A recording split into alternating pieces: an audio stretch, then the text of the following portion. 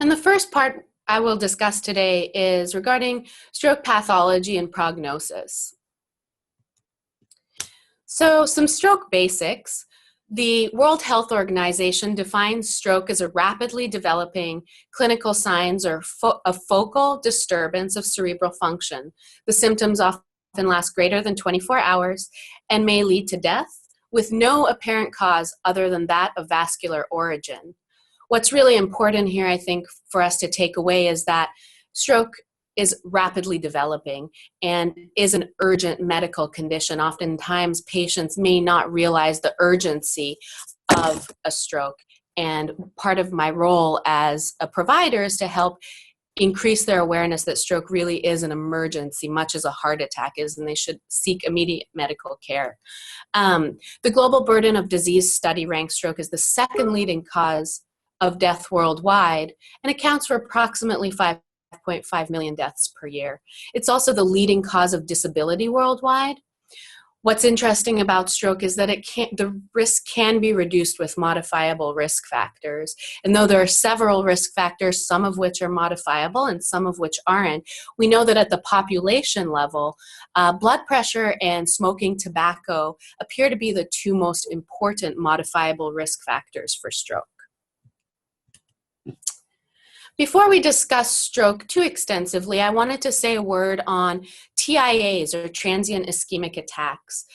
This is a term used to describe a temporary ischemic attack in which symptoms resolve quickly, generally in less than 24 hours. New tissue-based criteria actually indicate that most TIAs last much less than 24 hours, and those that do last greater than 24 hours do result in some level of infarction.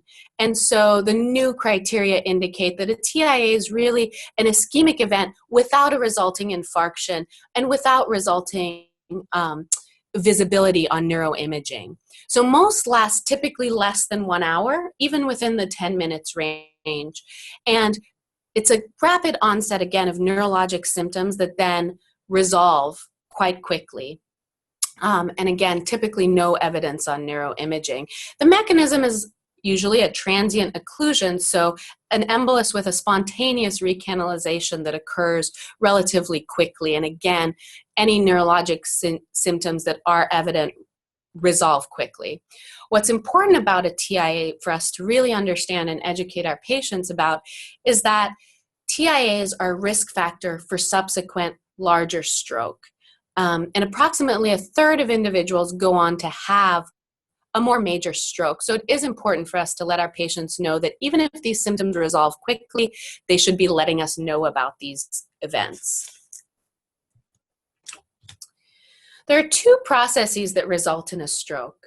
We have an occlusive type of stroke or an ischemic type of stroke, as well as a hemorrhagic type of stroke.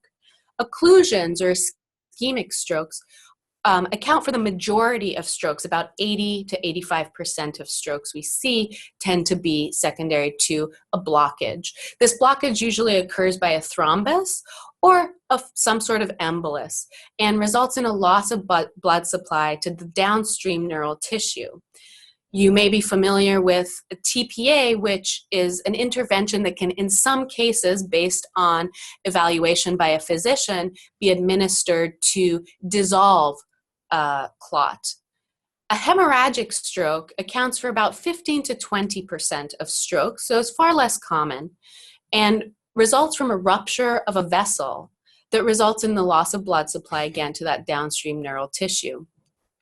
Hemorrhages can often result in a lot of bleeding and may require the need to alleviate intracranial pressure on the brain, which is sometimes done using burr holes or even with craniectomy. Again, the primary issue to remember is that a primary pathogenic feature of the stroke is the disruption of supply of nutrients to the brain, which results from that disrupted blood flow, whether it is an occlusive stroke or a hemorrhagic stroke. Let's talk a little bit about the ischemic type or occlusive type of stroke. Again, these are caused by a thrombus, which is a blood clot that forms inside a vessel at the site of sometimes ruptured atherosclerotic plaques or fatty deposits. These can also be caused by emboli, which are plugs of thrombic material that break away from vessel walls at other parts of the body and that travel through the bloodstream and can become lodged in narrow vesicles. You might hear of a cardioembolic stroke, which means that the origin of the embolus was likely the heart. A little bit about recovery after an ischemic infarct. We know that the period of most rapid recovery after a stroke is in those first 3 to 6 months. After that, there's little spontaneous improvement that occurs, though it is still possible. Oftentimes, after that initial 3 to 6 month period, a lot of the improvement we see is due to patients learning effective compensatory strategies, whether it be through rehabilitation or through education by healthcare providers. And of course, we know that prognosis does tend to be better with younger age. On this slide, you can see a variety of potential causes of an ischemic stroke or infarct. We have large artery atherosclerosis, which accounts for about 20% of the ischemic infarcts we see. Cardioembolic etiology of a stroke, which I mentioned earlier, about 20%. And then we also see deeper, smaller lacunar infarcts, and these occur in subcortical vessels, oftentimes smaller arteries, and can be caused by diabetes or hypertension. And again, they typically affect the vasculature of those deeper subcortical structures like the basal ganglia, thalamus, internal capsule. I wanted to say a brief word on small vessel ischemic disease because this can be very closely related. And we know that cerebral small vessel ischemic disease is a result of compromised functioning of these smaller arteries that feed these subcortical structures and can oftentimes result in these smaller lacunar infarcts or this diffuse ischemia that's often seen as hyperintensities on neuroimaging.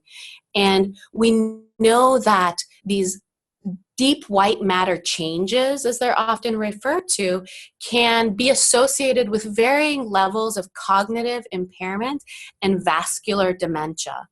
And so it's important to be aware of the impact of these especially compounded smaller lacunar infarcts.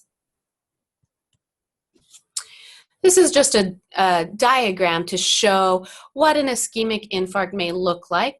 Of course, this is a cartoon depiction. However, we see the area of cell death identified as the umbra, and then the area around that area identified as the penumbra, which is an area of hypoperfusion and cell injury, but not necessarily cell death. Let's switch to talking about hemorrhagic strokes. A hemorrhagic stroke can take place within the brain parenchyma itself or within the cerebrum and is oftentimes referred to as an intracerebral or intraparenchymal hemorrhage, ICH or IPH. It can also occur beneath the coverings of the brain. So for example, you may see the term SAH to indicate a subarachnoid hemorrhage. Hemorrhages can also occur within the ventricles of the brain and are often referred to as intraventricular hemorrhages. 2/3 of hemorrhagic strokes do take place within the brain parenchyma itself. Just a technicality, subdural hemorrhages or hematomas are often secondary to trauma, and so they're not always classified in the definition of stroke, which is oftentimes thought of as more of a non-traumatic bleeding experience. Hemorrhagic strokes, again, are caused by a rupture of arteries, with the most common cause being hypertension in about 80% of cases. That high wear and high pressure causes that wear and tear of the artery walls, which can weaken or end up rupturing those artery walls.